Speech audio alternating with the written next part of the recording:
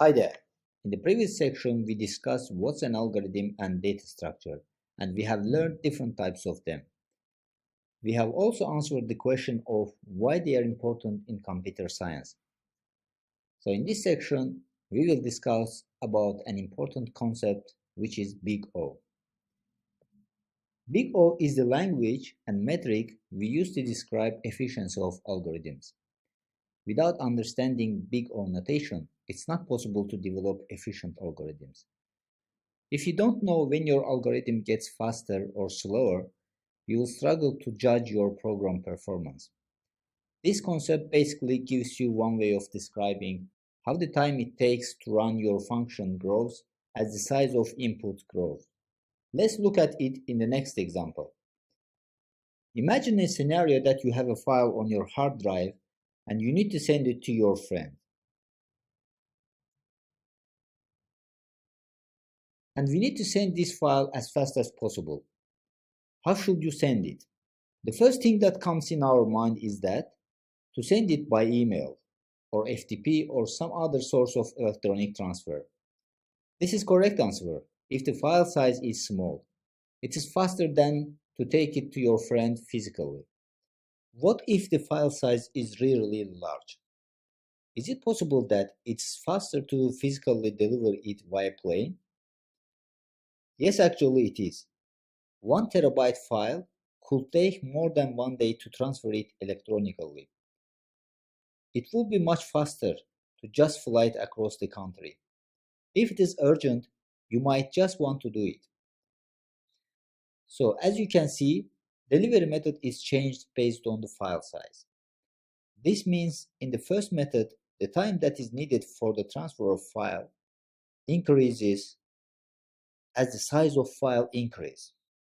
On the other hand, in the second method, the time that is needed to transfer a file to a friend does not depend on the size of the file. It does not matter if we carry 1 terabyte file or 1 GB file, the time that is needed for air flight is constant. So in computer science, this is called time complexity. It's a way of showing how the runtime of function increases as the size of input increases.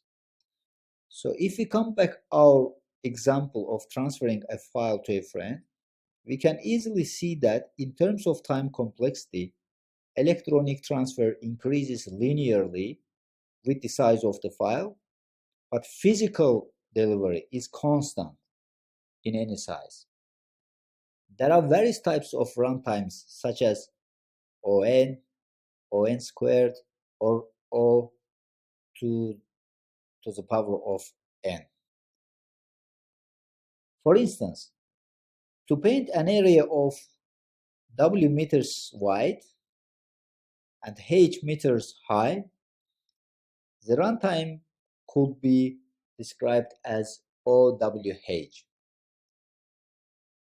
Some algorithms are faster when the input is small. However, they become slower when the input gets larger. It's very crucial that our programs run faster because they are not executed in supercomputers. If a mobile app users face slow performance from the app, they tend to quit and delete your app. Thus, a proper algorithm must be chosen for our development. Okay, in the last lecture, we have learned what is the analogy behind the big O notation. Now here, we will look at different notations that are used in academics to describe runtimes. But in the industry, people tend to use big O. To understand different notations that are used to measure the performance of algorithm, let's look at real-life example. Okay, let's say we want to buy a brand new car, and obviously we want to know more about the performance of car, which means that we are interested how many liters of petrol it takes to drive 100 miles. Now, in case of a car, there is not a standard answer for this question. Even though in any car's manual, it might mention that it takes, for example, 70 liters of petrol for 100 miles, this information is not direct because a car can perform differently based on the condition. This number can be different based on which condition you are driving the car. So if we drive the car in the city traffic, it's obvious that it takes more petrol to reach 100 miles than when we drive it on the highway. And there might be situations in which we drive a car in mixed condition, both traffic and highway. Let's imagine that it takes 20 liters to drive 100 miles in the city traffic and 10 liters on the highway and 15 liters in mixed condition. So here we see that the same car can perform differently based on the condition that we drive it. Similarly, algorithm can perform differently based on the condition that is given. We have three scenarios in case of measuring of any given algorithm. These are the best case, the worst case, and the average case. Let's say for an algorithm it takes 1 minute to execute in the worst case scenario. In the best case scenario, it takes just 5 seconds to execute, and finally, in the average case scenario, it takes 30 or 35 seconds to execute.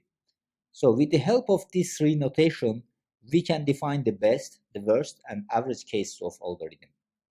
As an example, let's examine quicksort algorithm. Those who don't know what is quicksort algorithm, you don't need to worry about it because I will provide detailed information in sorting algorithm section about it. But now you just need to know that it's an algorithm that sorts an ordered list based on the selection of random number as a pivot number and swap greater values. Let's look at this example over here to make things very clear. The first operation in this unsorted list targets the entire sequence of numbers. And the number is chosen as a reference for sorting, which is called pivot. It is chosen at random. This time, for convenience, let's choose the rightmost number as the pivot.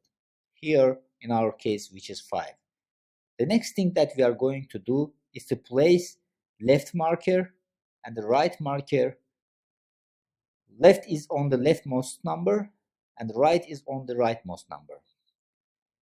Quicksort uses these markers to repeatedly perform runs of operations recursively. The left marker moves to the right in each step and compares the number with the pivot number and stops when it reaches a number that is greater or equal to the pivot number. In our case, it stopped in the first case because 6 is greater than 5, which is pivot number. Then the right marker starts to move to the left, and this time, when it reaches a number that is less than pivot, in our case it stops at 3, which is less than 5. When both left and right markers have stopped, the markers' numbers are swapped. In our case, 6 swapped with 3. So the operation repeats like this until all elements get sorted. So in the best scenario, all elements are equal and the passover through the list happens once. So in this case, time complexity will be On, because we are passing through all elements only once. And so if we have n elements in the list, our time complexity will be On. In the worst case, if we are unlucky, the pivot is repeatedly biggest element in the array, so the time complexity will be On squared. And in the average case, sometimes the pivot number will be very high and sometimes will be very low, but it will not happen over and over again. So in this case, time complexity will be On log n. Okay, hopefully this example makes it clear and you have understood all three cases. Now to express different scenarios of algorithm, there are three different big O notations. The first one is big O. It's a complexity that is going to be less or equal to the worst case. For example, if we want to sort 1000 numbers, big O measures the maximum time we need for this sorting. Let's say we need maximum 10 seconds to execute this algorithm. This means that the execution will never exceed 10 seconds. It can be 8 or 9 seconds, but it will never be more than 10 seconds in case of big O notation. Then the next notation is big omega. It's a complexity that is going to be at least more than the best case. It is different from the big O notation. Here, we measure the minimum time that we need to execute an algorithm. There might be cases that we want to know minimum time of algorithm execution, which means that if the best scenario for the execution of an algorithm is 2 seconds, in terms of big omega, it will never be less than 2 seconds. For example, if we want to sort 100 numbers and we know that in the best case it takes 2 seconds, it will never be less than 2 seconds. Sometimes this information is useful for us. Now, in terms of big theta, it's a complexity that is within the bounds of worst and best cases. This means that if we have an algorithm with maximum execution time 10 seconds and minimum execution time 12 seconds, in terms of big theta, the average time will be 6 seconds for execution. Okay, let's look at real example for these three notation. Let's imagine that we have an array of 1 million elements over here, and our goal is to find a given number within this array. If we want to search a number which is located at the end of this array, in our case which is 9, we basically check each element one by one until we find the element that we are looking for. In this case, we will visit all elements of this array.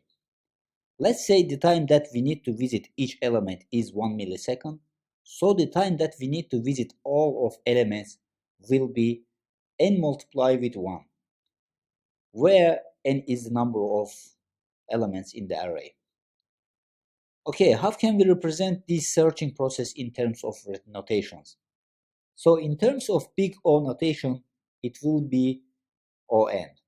This means that the maximum time that we need to find any given number within this array is n. It will not be more than that. As shown here, to find the last number in the array, which is 9, it takes n multiplied with 1. So it will not be greater than On.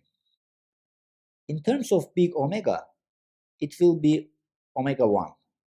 This means that the minimum time that is required for finding any given element is 1. It will not be less than 1 to find any given number within this array. In our case, it will never take less than 1 to find first element in this array. In terms of big theta, it will be theta n divided by 2. This is the average time that is needed to find any given number. This is because for finding different numbers, we need various units of time. So we need to take average of these numbers. We need to know all these three notations for academic purposes. But when it comes to the interviews, we only need big O notation. And that's all for this video, and hopefully you have understood three different types of big O notations.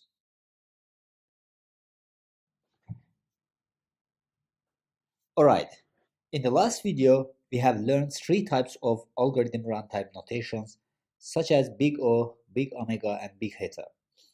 Now in this video, we will look at some examples of algorithm runtime complexities. There are many time complexities exist in the world of algorithms. Here we will look at the most commonly used complexities. Here's the list of complexities that we are going to discuss. The first one is O1, which is also called order of 1 or constant time complexity, which means that for any given input, the execution time will not change. It will remain constant. As an example, accessing a specific index within an array. It does not matter whether the array has 10 or 100 indices. Looking up a specific location of the array will take the same amount of time. Therefore, the function has a constant time lookup. Here, as you see, when we access first element of the array, it will take constant time. It doesn't matter if there are 100 or 1000 elements inside the array. If we look at the real example, imagine that we have a deck of cards, and I ask you to remove the first any card at random. So you could simply grab a card from the deck without having to search through the entire deck. This is very easy task and takes constant time, whatever card we grab. Because here we are selecting a random card, and it doesn't matter which card we select, it takes always constant time. This is an example of constant time complexity. Now the next time complexity is linear time complexity, which is written as ON. Here, time complexity will grow in direction proportion to the size of input data. The best practice is to try to keep our function running below or within this range of time complexity. But obviously, it won't be always possible. A good example for linear time complexity is looping through the array elements. Here we have sample Python code, which loops through elements of the array. As you see, lookup time is directly related to size of our input. In our case, our input is array. If the size of array increases, then the loop time will increase proportionally. In other words, the larger the input, the greater amount of time it takes to perform this function. Of course, if the array only had one element, then the function would have constant time lookup. Now, if we go back to our deck of cards analogy, again, if we have a deck of cards and I want to select a specific card, let's say we want to select 10 hearts from this deck. In this case, you have to look through every card until you find that card. Sure, there is possibility that it will be the first card in the deck, but it's highly unlikely. Now think about if the deck of cards were filled with the hundreds of other cards, which are not 10 hearts, your search is directly related to how large deck of cards is. If we have 100 cards here, we have to look one by one inside these cards and to find specific card. So which means that the more cards we have here, the more time it will take to find out 10 hearts out of these cards. And this is an example of linear complexity. The third type complexity is order of log n, which is called logarithmic time complexity. This time complexity refers an algorithm that runs in a proportionally to the logarithm of the input size. Let's see the code here. In this function, we are logging numbers until the array length is passed. However, we can see that our function only logging the numbers at certain level.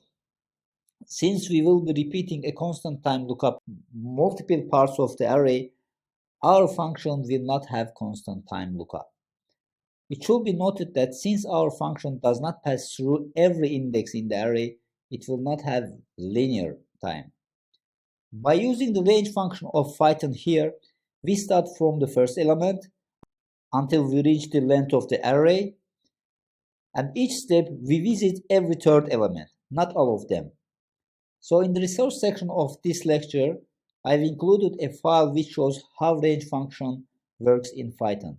So if you are interested what is the parameters here, you can have a look in that documentation. So to make things more clear, let's continue with our example of deck of cards. Again, using our deck of cards analogy, let's say our cards ordered and split it into two parts. In the first part, we have diamonds and clubs, and in the second part, we have hearts and spades. Now, if I ask you to pull out 10 hearts, you could safely conclude that cards should be in the second part, here, over here. Furthermore, we know that cards should be only within the heart, so which means that we will look at this part.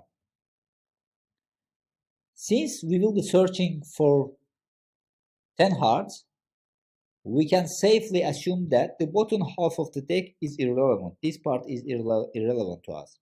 And we know that this list is ordered. And we can divide list into two parts and compare the number here with the number that we are looking. In our case, the number is 7. If we compare 7 with 10, we see that 10 is greater than 7, which means that we will look at the right part of this list.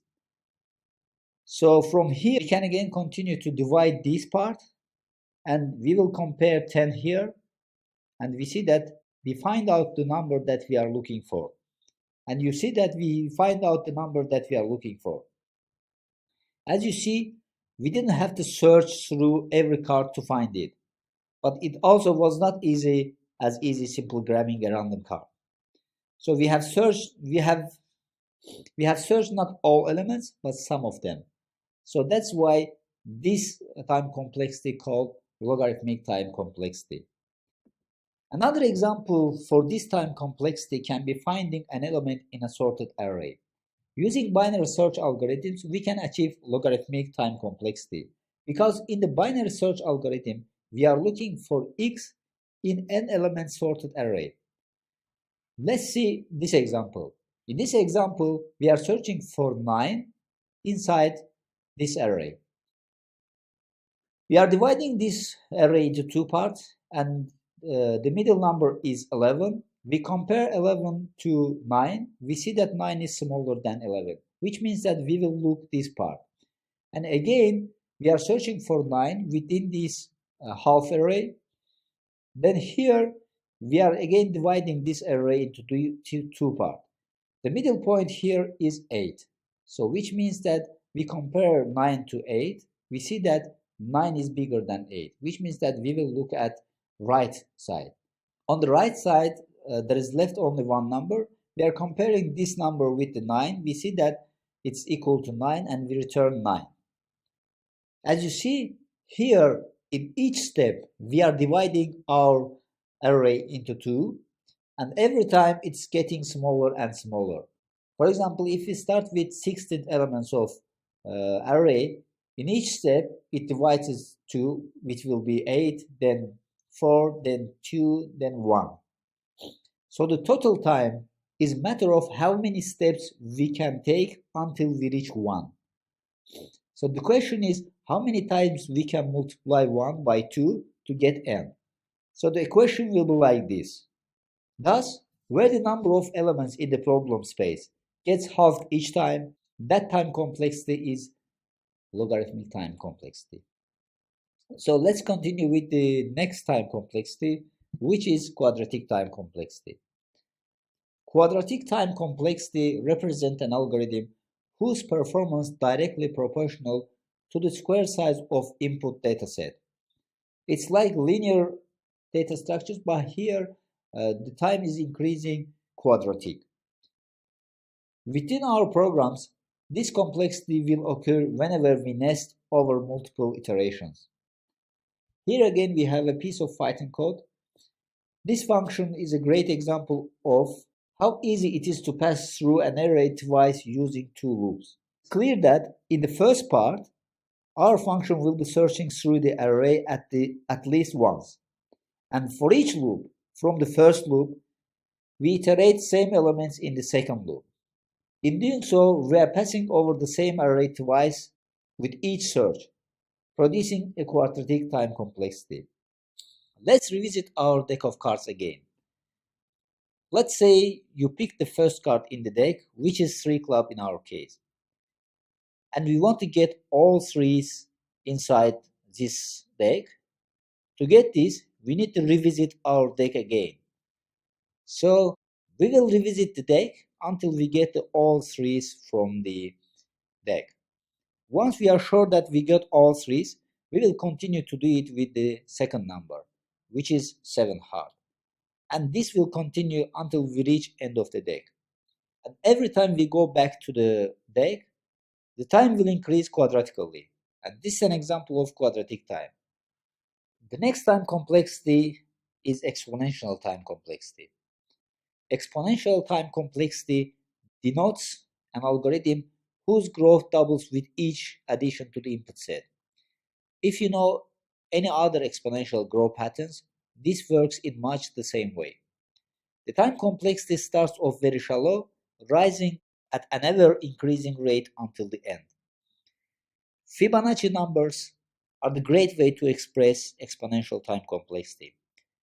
Although there is a way to make the Fibonacci function have a shorter time complexity, for this case, we will be using double recursive method to show how it has an exponential time complexity. Since the number of recursive calls is directly related to the input number, which is n in our case, it is easy to see that how this lookup time will quickly grow out of hand.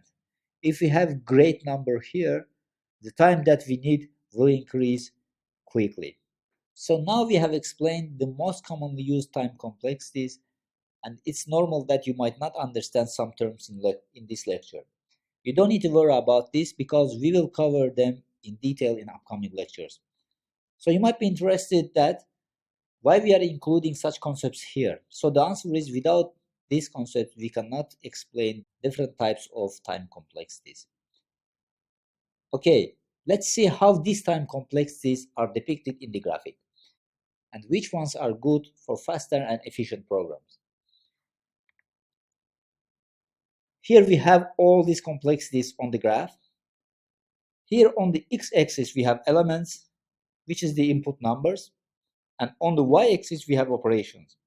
As we mentioned before, the best practice time complexities are below ON, as you see here.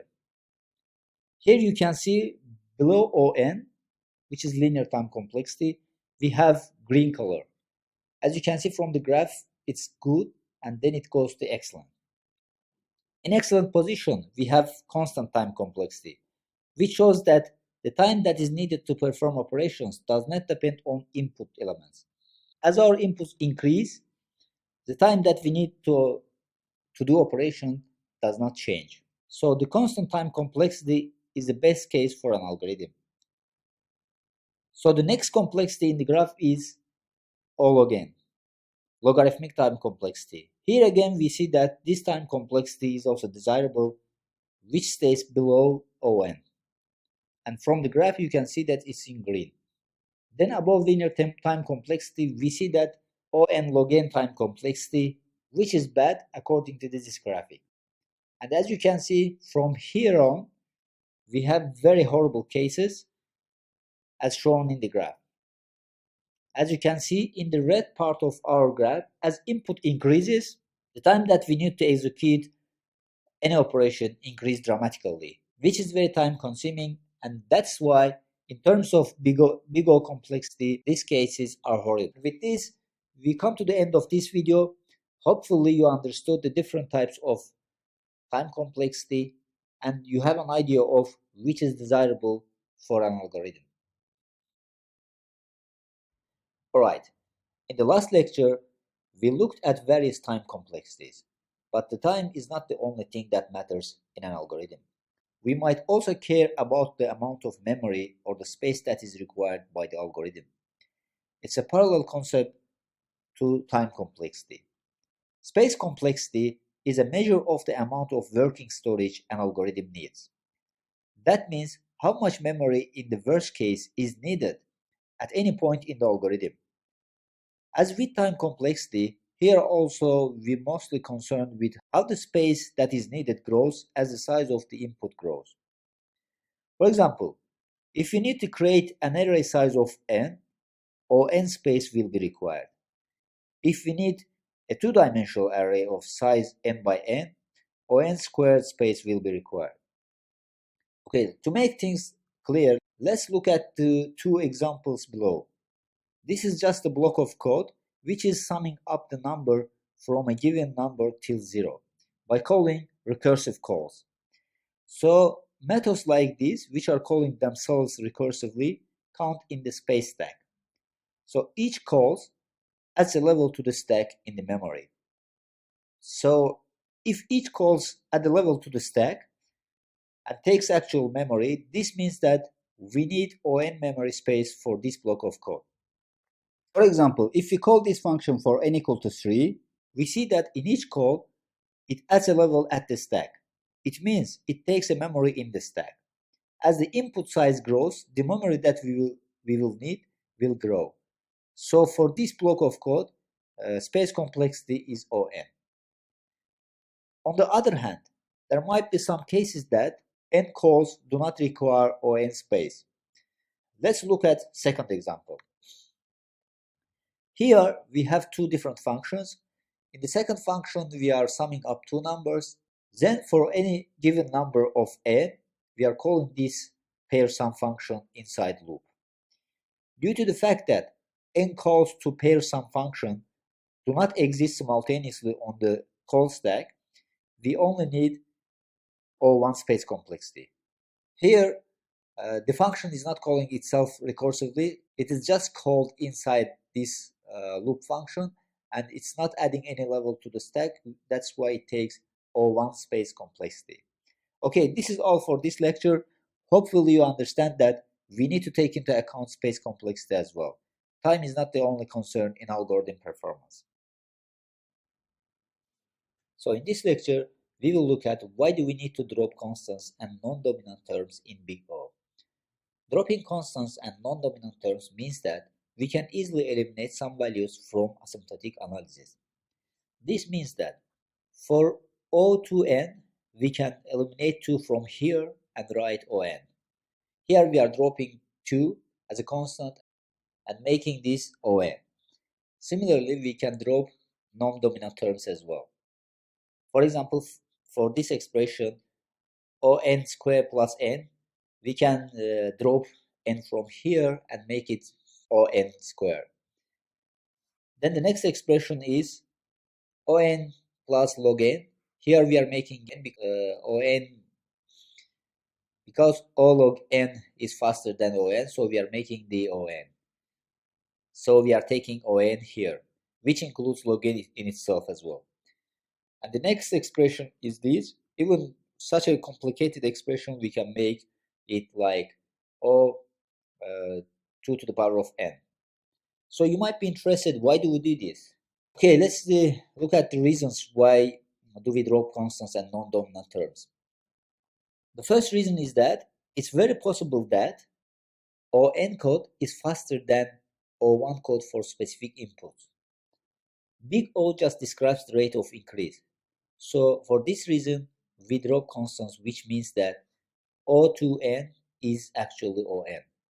And the second reason is that we know that different computers with different architectures have different constant factors.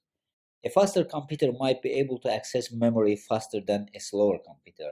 So faster computers will have a lower constant factor for memory access than slower computers. However, we are just interested in algorithm, not the hardware, when doing asymptotic analysis, so we ignore such factors. Also, slightly different algorithms with same basic idea and computational complexity might have slightly different constants. For example, for this expression, if a multiplication is slower than subtraction, then the first expression will have a lower constant than the second expression, because here subtraction is faster than multiplication. However, we are not interested in such factors, so we will ignore computational complexity of subtraction and multiplication.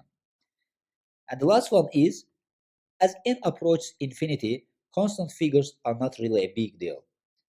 This means that constant factors are very small in the face of arbitrarily large n.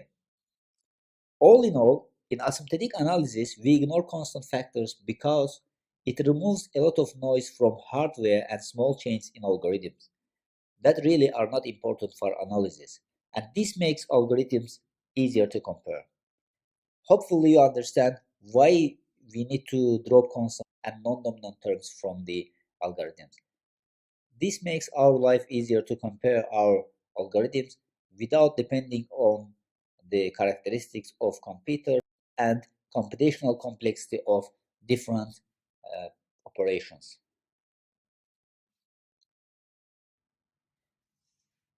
Now, one of the most frequently asked questions from the students is that, suppose we have an algorithm that has 2 steps. When do we multiply the runtimes and when do we add them? This is a common source of confusion for students, especially during interviews. To make it clear, let's examine these 2 cases in these code blocks. In the example on the left, we have 2 separate loops, which is looping through array A and array B. But on the right, we have 2 loops inside each other. In the example on the left, we do A chunks of work first, then B chunks of work.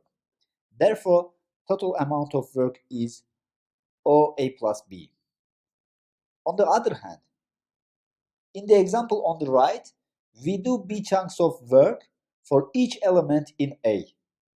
Therefore, the total amount of work is A multiplied with B. In other words, if your algorithm is in form do this, then when you are all done, do that, then you add the runtimes. But if your algorithm is in the form do this for each time you do that, then you'll multiply the runtimes. Many students mix these conditions, and it's very easy to mess up this in an interview. So be careful about this.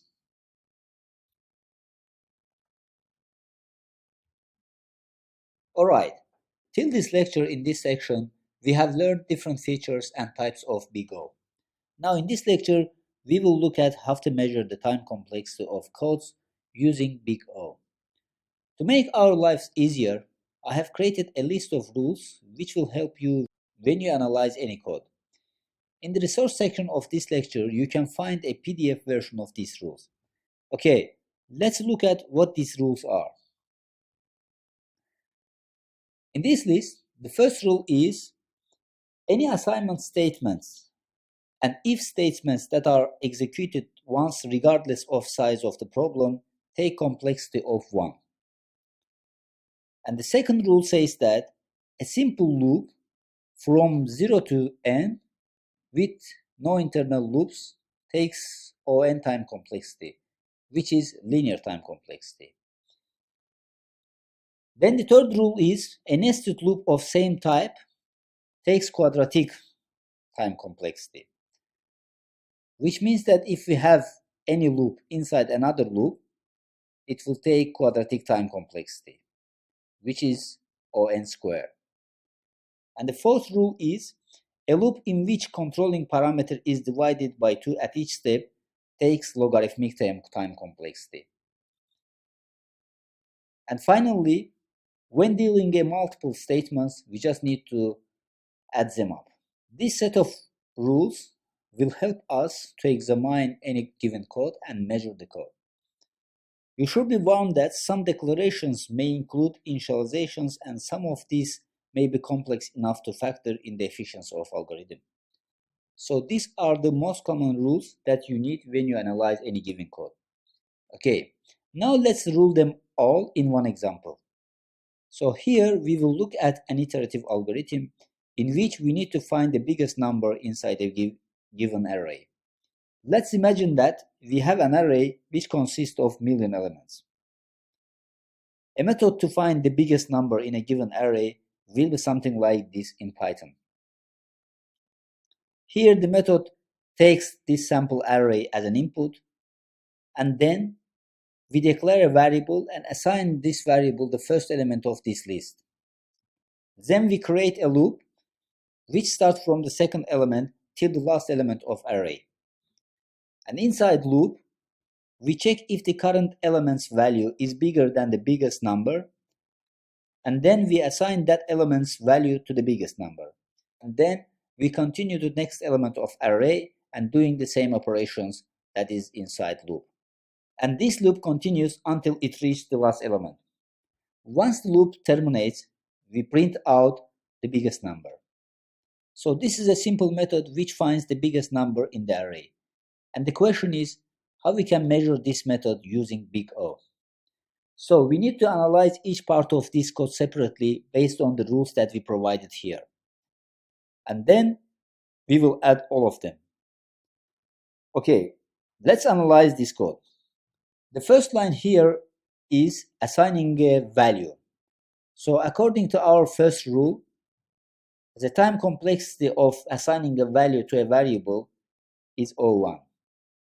Then we continue to the second line of this code. Here we created loop. So according to the second rule, loop takes linear time complexity, which means that here it takes O(n) time complexity. Then inside loop, we have if condition. And again, the first rule says that if statements take constant time complexity, and which means that if condition over here will take complexity of O(1). Then again, we have an assignment here. This will also take O1 according to our first rule. Then finally, we have a print statement here which takes constant time complexity as well. Now we need to sum up these complexities together. First, we will start from here. The sum of these two time complexity will give us O1. Because when you sum up these, it will be 2O1. Then we can remove constant from here and we will get O1. Then we will sum up On with O1, and from here we will get On. Because from previous lectures we know that we can drop non-dominant terms from a time complexity. So here O1 is non-dominant term. The dominant term here is On. So the result from here we will get On. So at the end we need to sum up these three time complexity here. So if we sum up these time complexities, we again remove non-dominant terms from here. We have two non-dominant terms here, which is O1 over here and O1 over here. So we are removing this one, we are getting On. So this is all for this lecture. Hopefully you understand the concept, and with the help of these rules, you can measure any given code. As I mentioned before, I have attached PDF version of these rules in this lecture's resources, so you can download it and print it out, and when you analyze any code, you can use these rules. Now in the last lecture, we have learned how can we measure any given code using 5 rules that we provided. Now we will look at how can we measure recursive algorithms. Here again, I'll use the previous example that we used to measure iterative calls. So we need to find the biggest number in the array, but this time we will use recursive calls. So our function in Python will look like something like this. Here we create a function which takes an array as a parameter and the size of array. The first condition here is if the array size is 1, then we return the first element of the array. Otherwise, if that's not the case, we compare current element's value, which is the last element, with the value that is returned from the same function with n-1. To make it clear, let's explain this with a sample array which consists of 4 elements. Here we have an array of A which has 4 elements. So the size of array is 4. So if we run our function for this array, it will be something like this. Now it will go to first condition and check if n equals 1. We see that n is not equal to 1. So it's continued to the next expression over here. Here it will compare the last element in our array, 7, with the value that is returning from the same function with n-1, which is in our case 3. So this means that this function over here calls itself with a different parameter, which is the same array and n will be 3. So in this case, this function also will go over here, check if n is equal to 1. We see that it's not equal to 1, it's 3. Then it will go to this expression. Here it will again check the last element of this array. In this case here it's not going to be 3, it will be 2, which means that we will compare 12 here with the value that we are returning with the function n-2, which means that when we call in this function, it calls itself with a different parameter, which is 3 minus 1. So it will be like this. Then again this function goes here and check conditions over here, which is that n is not equal to 1, then it will call itself with 2 minus 1. Then it's going to be like this. We are continuing this until we reach where n equals 1. So here we see that we reach the function where n equals 1. So in this case, this part of code will run and it will return first element from the array. In our case, first element is 11, so the return from this function will be 11. So as you see, if we have a return from this function, we can continue to this function here. Basically what we are doing here, we are comparing this value with the value from the array which has index of 1, because here we will take 2 minus 1. So the return from this function will be like this. We are getting the value of a1 and comparing it with 11. So value of a1 here, which is second element in our array, is 4. We are comparing 4 with 11, and the maximum value between these two is 11. So if we have the return value from this function, we can continue to this function here. So the return value from this function will be, we are comparing a2, 3 minus 1 will be a2, with the value that we get from here. So from here we got 11. So what's a2 value? A2 value here, which is third element in our list, will be 12. So we compare 12 with 11. The maximum value between these two is 12. So if we have return value from this function, we can go here to this function. So in this function, we will compare a3, which is 7, with 12. So the maximum value from these two will be 12. And this is how recursive function works. Hopefully, with this simple sample, you understand the logic behind the recursive calls. Now let's see how can we find the time complexity for this algorithm. When we find time complexity for recursive functions, we have a standard.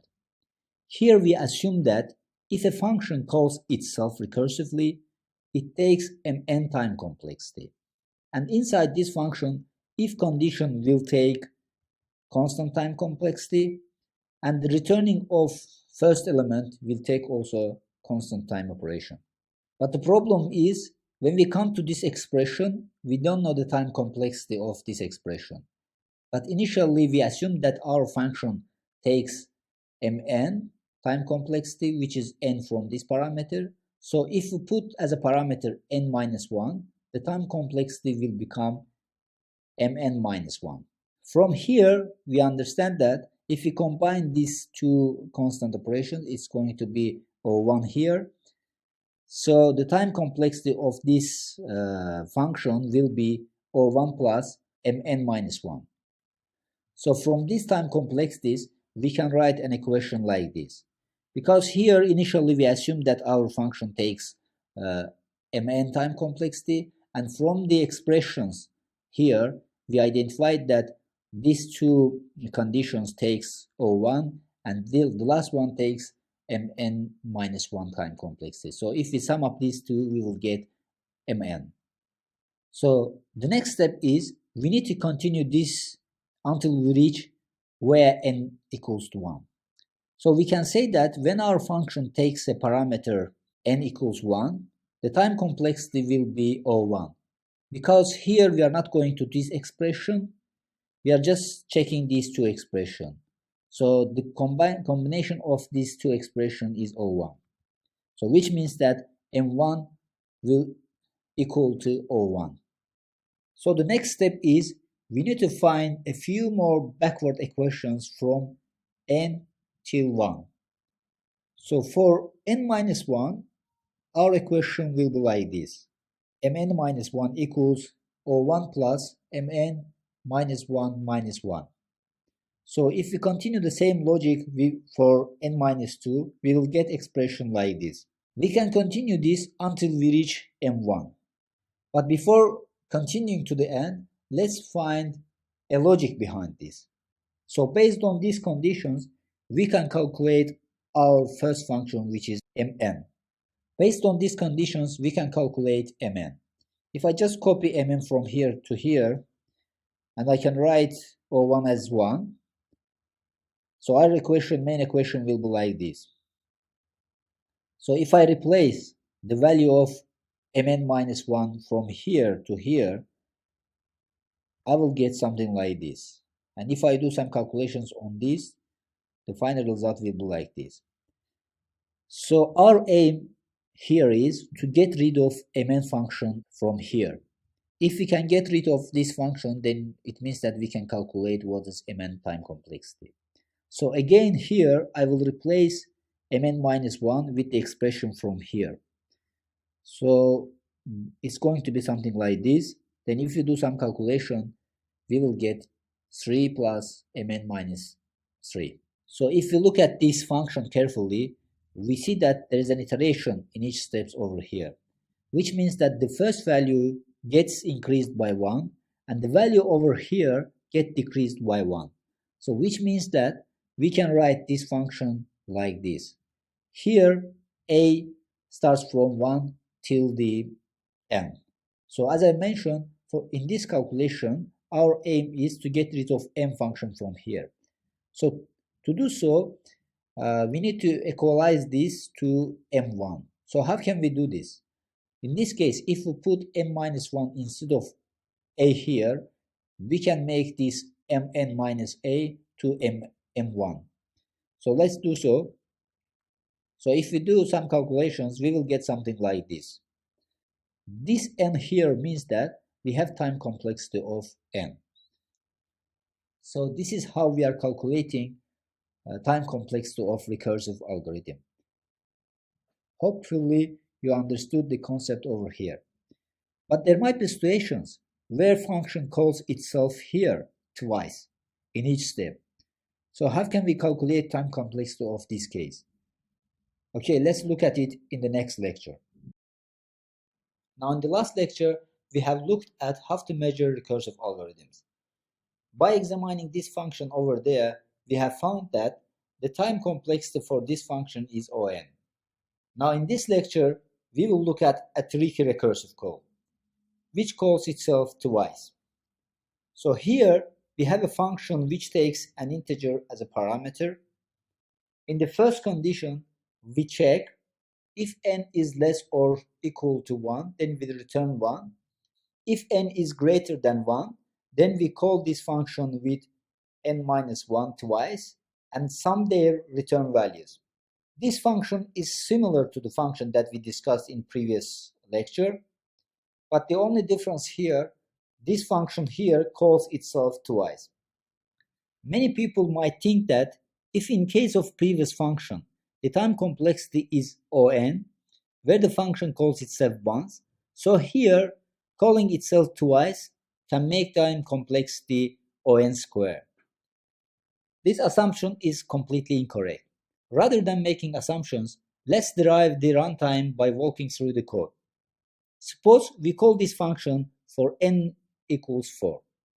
When we run this function with f4, it will call f3 twice. Then each f3 will call these f2s twice, which makes it 4. Then these f2s, each of them will call f1 twice, and this will make 8. So how many calls are there in this tree? You don't need to count them, but if you do, you will get 15. So what does this number tell us?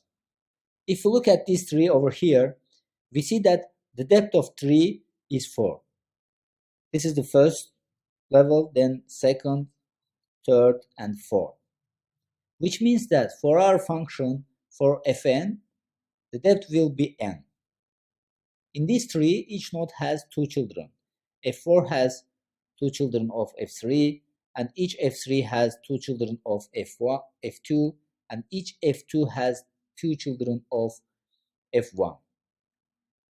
So here in the level 0, we have only one node. Then we are continuing to level 1. Here we have 2 nodes, 1, 2. Then in the level 2, we have 1, 2, 3, 4 nodes. Then in the level 4, we have 8 nodes, which means that we can express each level with the level to the power of 2, as you see in this table. So if we sum up these levels, we will get 15, which is the number of calls we count over here. So from math, we know that sum of powers of 2 is equal to 2 to the power of n plus 1 minus 1. But in our case, we are not going to till n. We are summing the powers till n minus 1 to the power of 2. So in this case, our equation will be like this. And if we eliminate from here the constant -1, we will get O n to the power of 2. So from here we can come to conclusion that when you have a recursive function that makes multiple calls, the runtime often will look like this, where the branches is the number of children in each node, which is the number of times each recursive calls branch. So in our case, the function calls itself twice, so our branch equals to 2. So we have identified that the depth equals to parameter of function, in our case, which is n. This means that for n parameter, the time complexity is n to the power of 2. So in this lecture, I try to explain you three key recursive call algorithm. Hopefully you understand everything. So in the next lecture, we will look at interview questions that are asked by famous companies about BIGO.